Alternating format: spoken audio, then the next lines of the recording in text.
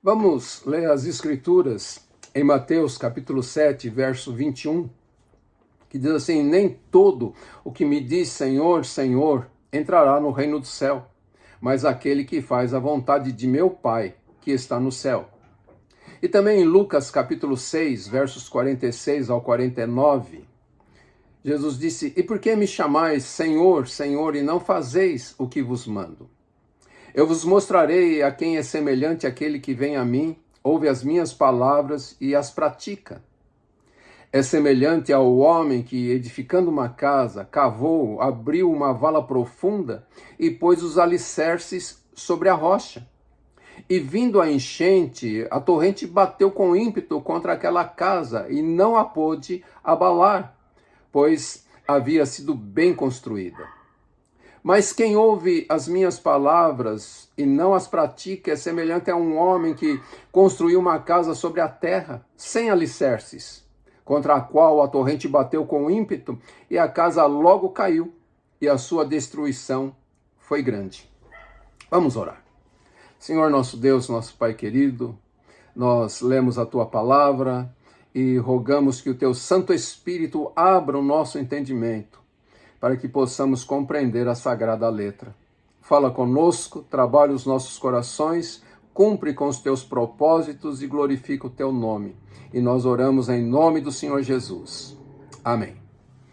Muito bem, queridos. Jesus estava encerrando o Sermão da Montanha e ele chama a atenção dos seus ouvintes para a necessidade de uma aplicação prática de seus ensinos no nosso dia a dia. Isso nos leva a pensar que toda a leitura e meditação nas Sagradas Escrituras, bem como o ouvir uma mensagem, exige de nós um autoexame e uma aplicação destas verdades em nossas vidas. Por exemplo, quando Paulo instruiu a igreja de Corinto a respeito da Santa Ceia do Senhor, no capítulo 11, no verso 28, ele disse: examine-se, pois, o homem a si mesmo, e desta forma coma do pão e beba do cálice. Em outras palavras, Paulo estava dizendo: olha, antes de você participar da Santa Ceia do Senhor, veja se você está vivendo de acordo com os ensinos das Escrituras. Se não, acerte isto. Se está vivendo, então coma do pão e beba do cálice. Muito bem, voltando aqui para o nosso texto de Lucas, vamos primeiramente observar nestes versos que o Senhor está dizendo que confessar algo e não praticá-lo é um grande erro, é um pecado. O Senhor Jesus disse: e por que me chamais Senhor, Senhor, e não fazeis o que vos mando? Veja, Jesus está dizendo que muitos dos seus seguidores até pretendiam honrá-lo, chamando-o de Senhor, confessando-o como Senhor, mas não estavam vivendo em obediência aos seus mandamentos. O Senhor está aqui denunciando a inutilidade de uma profissão de fé meramente externa, um cristianismo somente externo. E parece que este mal aqui exposto por Jesus sempre existiu no meio do povo de Deus. Por exemplo, na época de Isaías, 700 anos antes de Cristo, parece que isso estava acontecendo, pois Isaías registra lá no capítulo 29, verso 13. Por isso o Senhor disse: este povo se aproxima de mim e me honra com os lábios e com a boca, mas o coração deles está longe de mim. O seu temor para comigo consiste em mandamentos de homens, aprendidos de forma mecânica. E também no tempo de Ezequiel, 600 anos antes de Cristo, Ezequiel registra lá no capítulo 33, no versos 30 ao 31, no teu caso, filho do homem, o teu povo fala de ti junto às paredes e nas portas das casas, e um fala com o outro, cada um com o seu próximo, dizendo: vinde ouvir a palavra que vem do Senhor. E eles vêm a ti, como o povo costuma fazer, e se assentam diante de ti para ouvir as tuas palavras, mas não as praticam, pois professam muito amor com a boca, mas o seu coração busca o lucro. E quando nós chegamos lá no tempo da igreja, no Novo Testamento, Tiago também registra algo semelhante a isto. No capítulo 1, no verso 22, Tiago diz: sede praticantes da palavra, e não somente ouvintes, enganando a vós mesmos. Infelizmente, queridos, parece que é um mal que nunca deixou de existir em toda a história do cristianismo.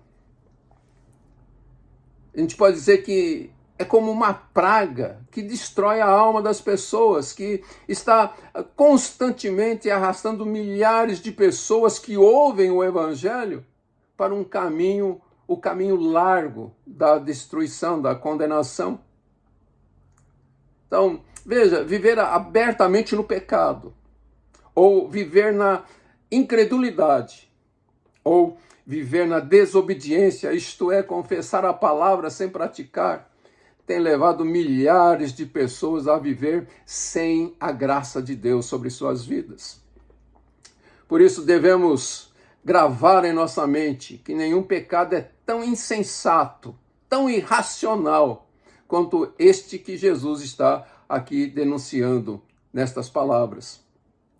O bom senso nos diz que possuir um nome de crente ou uma forma de cristianismo não traz qualquer proveito para nós, enquanto o nosso coração permanecer apegado ao pecado e então vivermos de uma maneira fora da vontade de Deus, fora dos padrões de Deus.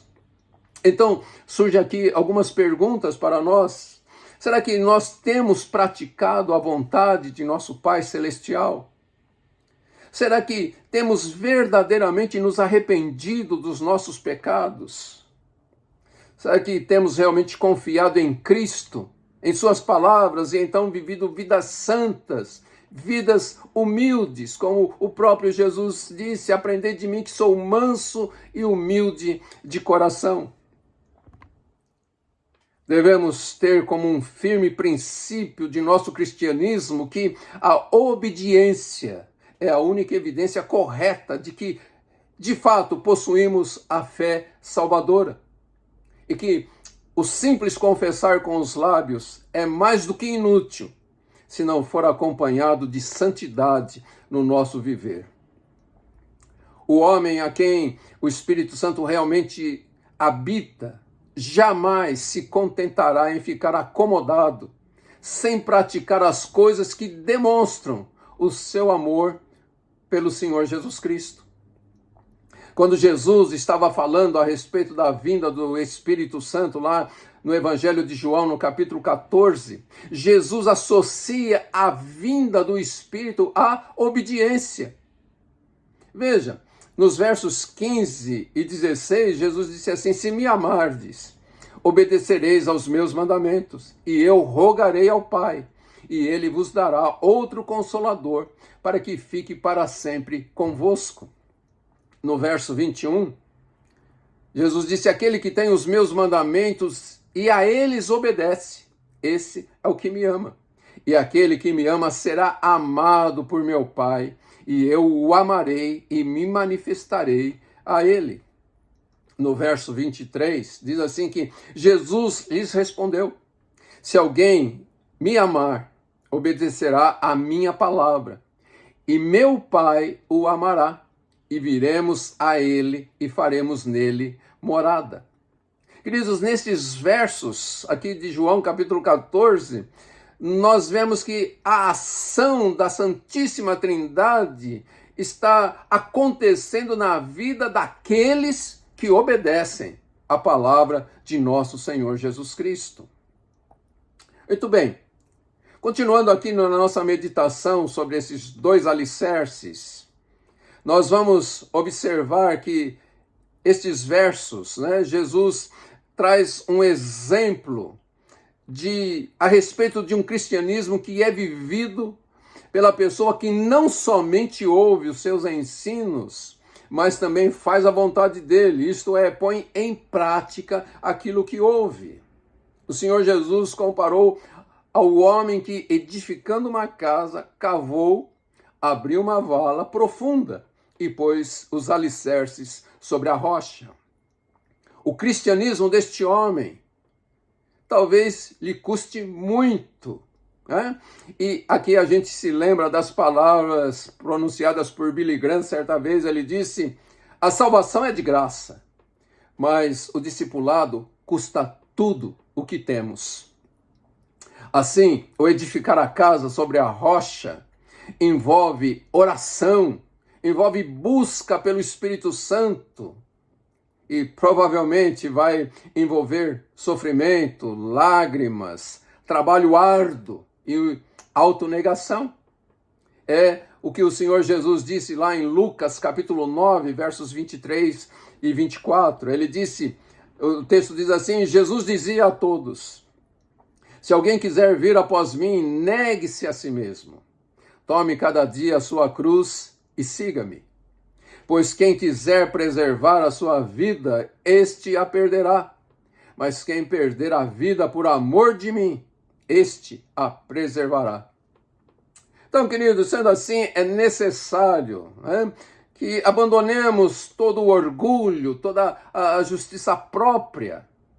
Precisamos manter a nossa carne, que é tão obstinada, crucificada. Precisamos nos revestir com a mentalidade de Cristo, como Paulo diz em Romanos capítulo 12, uma renovação da nossa mente, para então experimentarmos a perfeita vontade de Deus. Precisamos levar nossa cruz diariamente, reputar todas as coisas como perda por amor a Cristo, como também Paulo fala conosco lá em Filipenses capítulo 3.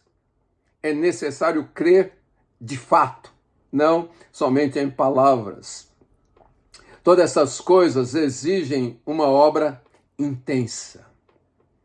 Porém, assim como a casa edificada sobre a rocha, esse tipo de cristianismo é o cristianismo que vai permanecer. As enxurradas de aflições podem atingi-lo com violência, e o dilúvio da perseguição investir furiosamente contra ele, mas ele não desistirá.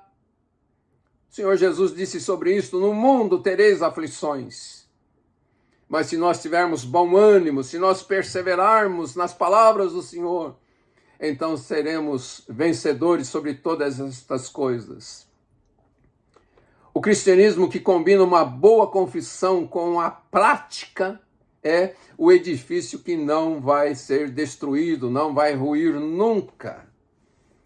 O Senhor Jesus, lá em João capítulo 15, nos versos 7 ao 11, ele disse assim: se permanecerdes em mim e as minhas palavras permanecerem em vós, pedi o que quiserdes e vos será concedido. Meu Pai é glorificado nisto, em que deis muito fruto, e assim sereis meus discípulos. Como o Pai me amou, assim também eu vos amei. Permanecei no meu amor. Se obedecerdes aos meus mandamentos, permanecereis no meu amor. Do mesmo modo que eu tenho obedecido aos mandamentos de meu Pai, e permaneço no seu amor. Eu vos tenho dito estas coisas para que a minha alegria permaneça em vós, e a vossa alegria seja plena. Isto é, você vai ter uma vida plena na presença do Senhor Jesus Cristo. Com sofrimentos? Provavelmente. Com lutas? Sim. Mas uma vida plena, uma vida cheia de alegria, uma alegria que não pode ser quebrada por coisa alguma. Mas como podemos permanecer em Jesus? Como suas palavras permanecerão em nós? Jesus estava ensinando e ele contou a parábola do semeador. E lá em Mateus capítulo 13, versos 22, Jesus está falando sobre uma das sementes. E ele diz: a que foi semeada entre espinhos. Esse é o que ouve a palavra, mas as preocupações do mundo e a sedução das riquezas sufocam a palavra e ela não produz fruto. Então, por causa disto, o apóstolo João nos ensina na sua primeira carta, no capítulo 2, versos 15 ao 17, não ameis o mundo, nem o que nele há. Se alguém ama o mundo, o amor do Pai não está nele. Porque tudo que há no mundo, o desejo da carne, o desejo dos olhos, o orgulho dos bens, não vem do Pai, mas sim do mundo. Ora, o mundo passa, bem como os seus desejos, mas aquele que faz a vontade de Deus, este permanece para sempre. Entenda isso, queridos. O permanecer para sempre está totalmente ligado a nós fazermos a vontade de Deus, a obedecermos os ensinos de nosso Senhor Jesus Cristo. E por último, nós vamos observar a triste figura que o Senhor Jesus apresentou de um cristianismo vivido por uma pessoa que apenas ouve os seus ensinamentos, mas não obedece. Uma pessoa que somente se contenta em ouvir e até mesmo aprovar, concordar que é bom, porém não vai além disto. Jesus comparou esta pessoa a um homem que construiu uma casa sobre a terra, sem alicerces. O cristianismo desse tipo de pessoa pode até parecer bom por algum tempo. Talvez alguém sem discernimento não veja a diferença entre aquele que possui esse tipo de cristianismo e aquele que possui o verdadeiro cristianismo. Provavelmente, ambos estejam prestando culto na mesma igreja, participando das ordenanças do Senhor e professando a mesma fé. A aparência externa de uma casa que foi edificada sobre a rocha e uma construída sobre a terra sem alicerces talvez seja a mesma. Você olha para duas casas construídas e você vê somente a parte de cima sobre a terra e elas podem parecer idênticas, ter a mesma aparência. Mas o Senhor Jesus está dizendo aqui que quando o sofrimento, a provação, a perseguição, isto são testes para que a simples confissão do cristianismo não possa resistir. Quando a tempestade e os ventos fortes vêm contra esta casa, que não tem alicerces, as suas belas paredes, talvez bem pintadas, bem adornadas, que pareciam ser resistentes, certamente ruirão. O cristianismo, que consiste apenas de aprender um ensino religioso, sem nenhuma realização prática, é um edifício que por fim será totalmente destruído. Jesus disse: grande é a sua ruína. E, queridos, não existe perda maior do que a perda da nossa própria alma. O Senhor Jesus disse sobre isso em Marcos, capítulo 8, verso 36. Pois que adianta o homem ganhar o mundo inteiro e perder a sua vida? Somente um credo, sem prática, sem uma vida prática, não é suficiente para poder nos salvar. Esse texto das Escrituras que nós estamos meditando aqui sobre os dois alicerces deve nos levar a reflexões profundas em nossos corações. Pois as figuras aqui apresentadas, elas relatam coisas que estão acontecendo diariamente em nosso meio. Infelizmente, em todos os lugares, milhares de pessoas estão edificando para a eternidade com base em uma atitude de professarem ser cristãos. Porém, se esforçando para abrigarem suas almas em falsos refúgios. Simplesmente uma religião de palavras. Contentam-se com o simples nome de cristão para viverem sobre esta terra, enquanto na verdade estão mortos. Até possuem uma aparência de piedade, como o apóstolo Paulo diz, mas elas não apresentam o poder da piedade. Isto é, elas não apresentam uma vida que está sendo transformada para alcançar a perfeita imagem de nosso Senhor Jesus Cristo.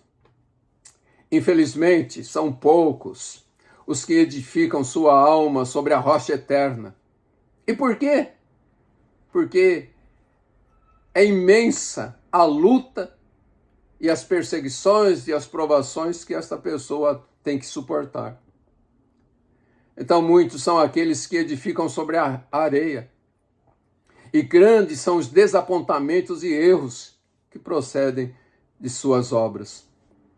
Com certeza, queridos, se existe uma prova de que o homem realmente caiu no pecado e tornou-se cego para as coisas espirituais, podemos encontrá-la no fato de que a maioria das pessoas, em cada geração, continua edificando sobre a areia. Agora, pensando sobre nós mesmos, qual o fundamento sobre o qual estamos edificando? Antes de qualquer outra coisa, precisamos entender que esta é a questão mais importante para a nossa vida. Estamos edificando sobre a rocha ou sobre a areia? Talvez apreciamos ouvir o Evangelho e aprovamos todas as suas principais doutrinas. Concordamos com todas as suas afirmações da verdade a respeito de Cristo, a respeito do Espírito Santo, a respeito da justificação pela fé, da santificação, do arrependimento, da fé, da salvação, a Bíblia como palavra de Deus e o poder da oração. Mas o que estamos fazendo com tudo isto? Qual é a prática diária destas verdades em nossas vidas? Quer seja no particular, quer seja em público, quer seja dentro de nossas casas, quer seja na sociedade. Será que as pessoas ao nosso redor podem dizer a nosso respeito que nós não apenas ouvimos, mas também praticamos os ensinamentos de nosso Senhor Jesus Cristo? Jesus disse que nós deveríamos ser sal e luz, para que as pessoas, olhando para nós e vendo nossas boas obras, glorifiquem a nosso Pai que está no céu. Queridos, que jamais sejamos motivo de zombaria ao nome de nosso Senhor Jesus Cristo. Precisamos entender que em breve, muito breve, chegará aquele dia em que teremos que prestar contas. E coisas como estas serão perguntadas e terão que ser respondidas, quer gostemos, quer não. Vamos entender que o tempo de lutas, de aflições, de tristezas, de provações, de enfermidades, necessidades, desapontamentos e até a morte, é que revela se estamos sobre a rocha ou sobre a areia. Pensemos sobre isto e não brinquemos com a nossa própria alma. Esforcemo-nos para crer, para ouvir e viver segundo a voz de Cristo, de tal maneira que quando vier a enchente, a torrente bater com ímpeto contra nós, nossa casa permanecerá firme e não poderá ser abalada, pois está bem construída sobre a rocha, sobre a palavra de Deus, sobre a pessoa de nosso Senhor Jesus Cristo, pelo poder do Espírito Santo. Davi, o homem que foi chamado o homem segundo o coração de Deus, e o rei mais honrado, mais querido em Israel, certa vez ele disse: guardei a tua palavra no meu coração, para não pecar contra ti. E é isso que eu quero propor agora, queridos. Vamos orar. Vamos buscar o sermos cheios com o Espírito Santo, para que possamos guardar a palavra de Deus em nosso coração e não pecarmos contra o Senhor, mas fazermos toda a sua vontade. Que assim seja conosco, queridos, em nome do Senhor Jesus. Amém. Que Deus te abençoe, que você ore sobre estas coisas e edifique a sua vida sobre a rocha. Amém? Amém, queridos.